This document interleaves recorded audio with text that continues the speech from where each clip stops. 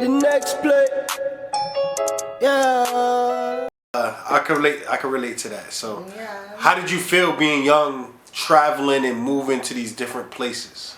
It was a lot, because it's like every time you started to like someone or you like something or you got used to something, you're just like detached from it.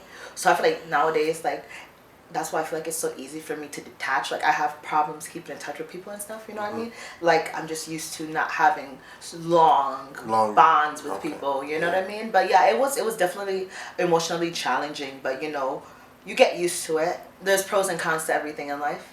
So how did you settle here in CT, So it's kind of weird. Like, so my dad lives in Connecticut. My mother was a traveler. My dad has always been stable in one spot his whole life, so I always went back and forth to Connecticut to like visit his side of the family. Okay. And this time around, I just, this time around, I've been here probably like 8 or 9 years.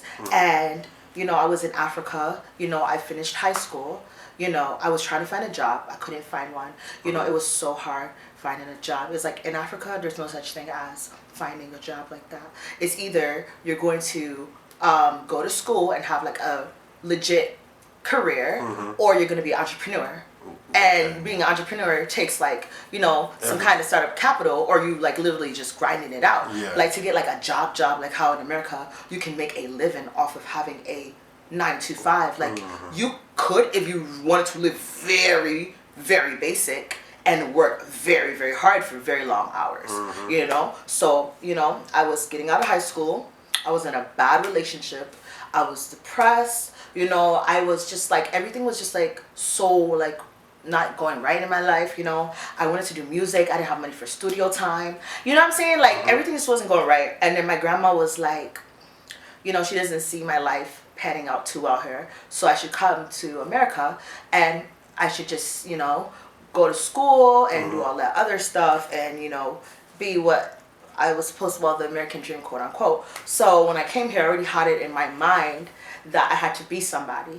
It was like already in my brain, like, okay, I'm not coming here for like just to like look at the sky. You know what I'm saying? Yeah.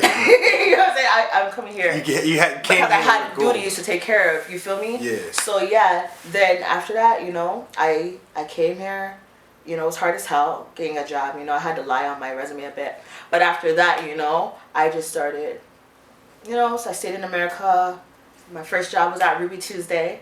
Okay. I saved up all my tips. I went to school to be a medical assistant. And then after that, I got my CNA. And then I just kind of bounced back between the two, back and forth, whichever one was hiring. And then, I'm talking a lot, huh? No, it's fine. It's fine. The viewers want to know this. Yo, rich Nijah fans, they want to know these things. Yeah, I'm talking a lot, huh?